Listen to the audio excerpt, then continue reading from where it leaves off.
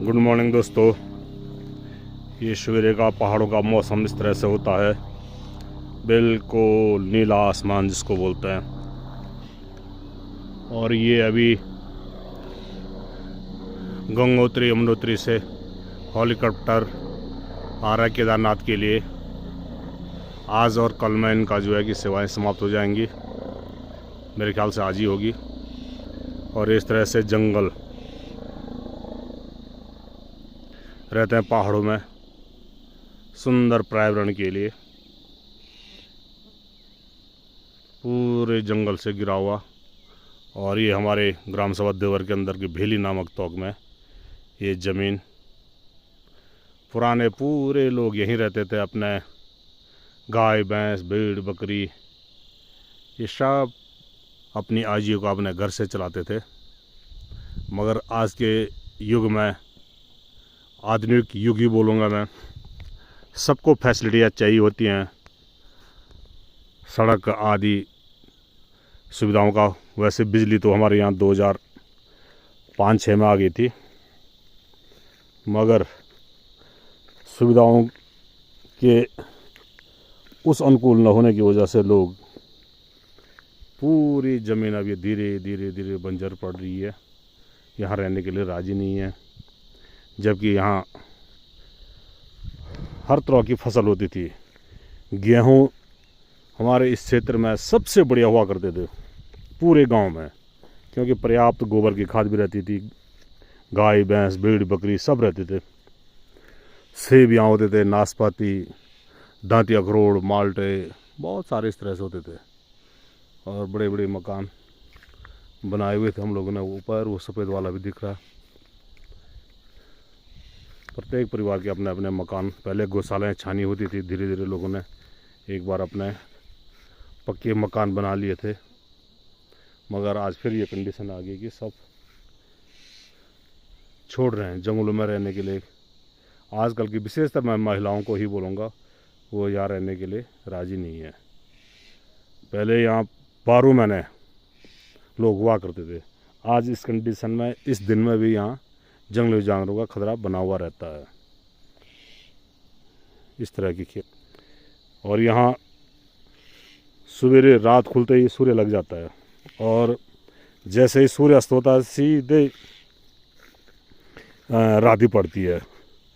तो मैं तो ये कह रहा था कि यहाँ अगर सौर ऊर्जा का प्लांट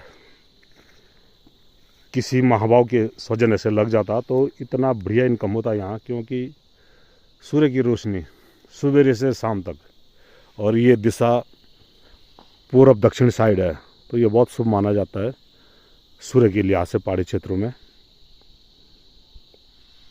तो ये सामने गांव लुआनी, सल्या, तुलंगा, इस तरह से पहाड़ी क्षेत्रों में गांव बसे रहते हैं। और ये जो चोटी दिख रही है सामने, उसके पीछे गंगोत्री यमुनोत्री, वहीं से पीछे से पंवाली कांटा होते हुए कई पर्यटक आते हैं यहाँ। पीछे पीछे पीछे पीछे से तुर्जनारायण केदारनाथ पहुँच जाते हैं।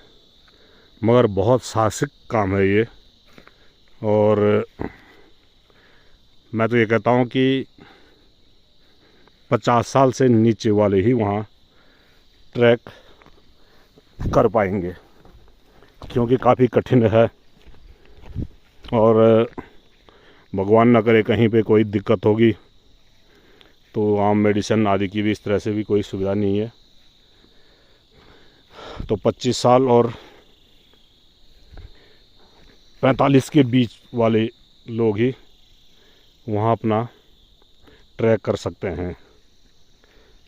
बाकी इन खेतों में ये मंडुए की फसल सारे जंगली जानवरों ने ख़त्म कर रखी है, सुअर भालू, ये पूरे। इसीलिए गांव के लोगों का जो है खेती से भी दिल उग रहा है।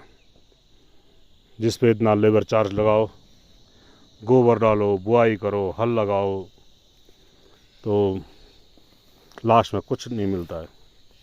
ये इस तरह से ये चबा के फेंक देते हैं जंगली जानवर। ये पूरा ये कल रात का ये ताज़ा ताज़ा भालू या सुअर, क्योंकि मंडवे का जो ये रहता है ना, ये मीठा होता है, इसलिए चबाते हैं वो। अब हम तो पहले से आए हुए आदमी हैं यहाँ, इसलिए डर नहीं लगता है, पर आज के नए बच्चे यहाँ आने के लिए डरते हैं। डरना भी स्वाभाविक ही है, क्योंकि जंगली जानवरों का बहुत खतरा है। मैं भी आज यहाँ हल लगाने की उसमें आया था, मगर आज अमावस्या का है, अमावस्या के दिन हमारे यहाँ हल नहीं लगाते हैं। बैलों को चारा घास वगैरह डाला, इस तरह से सारे खेत बंजर पड़े हुए हैं। और ये गरगांव के लिए रास्ते हो गए।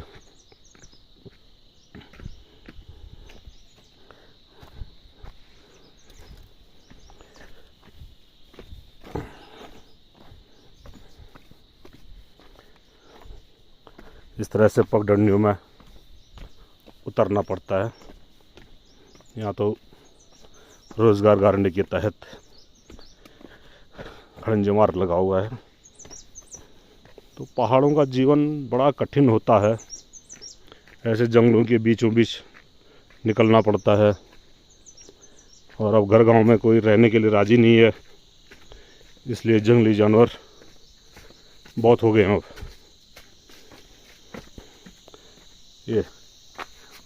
ये बाघ का निशान है, पंजे का निशान। आते रहता है, उन्होंने भी आना ही है। 84 लाख योनि में उनका भी अपनी योनि है। मगर आजकल अक्टूबर से लेके कम से कम मैं ये मानूंगा कि फरवरी तक ज़्यादा ही जंगली जानवरों का भय बना हुआ रहता है। वो ठंड की वजह से, और जैसे फसल आदि खाने के लिए सब नीचे आ जाते हैं, भालू आदि, इसलिए थोड़ा कठिन जीवन हो जाता है यहाँ। बाकी पूरे जंगल ही जंगल लोगों के अपने पर्सनल हैं। ये एक ही चीज़ की खुशी की बात है कि पर्यावरण की दृष्टि से ये जंगल बहुत शुभ है। और हम गृहस्थी लोगों के लिए ये चारा पत्ती के काम भी आ ही जाता है। विशेषकर हमारे यहाँ ये बांस के ही पेड़ हैं, ये पूरे इनकी लॉपिंग हो रखी है। प्रत्येक तीसरे साल इनकी लॉपिंग करनी पड़ती है। बड़े बड़े पेड़ हो जाते हैं ये। तो आइए ग्लोवाल का आनंद लीजिए, मगर अकेला आना थोड़ा कठिन है। यहाँ 2-3 आदमी साथ में चाहिए होते हैं, तभी यहाँ का आनंद है। क्योंकि 2-3 आदमी होने से जंगली जानवर थोड़ा पिछड़ जाते हैं। अकेला आदमी पे थोड़ा वो भी आसानी से अटैक कर लेते हैं।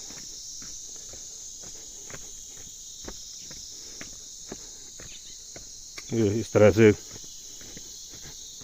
एक मकान यहाँ पे भी लोगों ने बना रखा था। अब सब लोगों ने धीरे धीरे धीरे, मैं तो ये कहता हूँ कि पलायन के चक्कर में सरकार को भी कुछ सोचना चाहिए, नहीं तो एक दिन ऐसी कंडीशन आएगी कि पहाड़ों में लोग बिल्कुल ना के बराबर ही रहेंगे।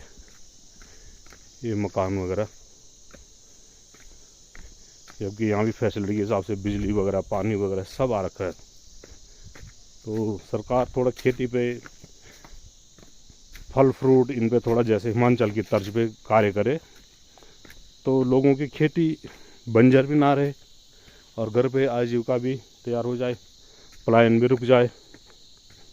ये पूरे इस तरह से खेत सारे बंजर पड़े हुए हैं। रास्ते के ऊपर नीचे बड़े बड़े प्लॉट लोगों के, और ये जगह जगह बाघ के निशान दिखाई दे रहे हैं। तो ठीक है, धन्यवाद।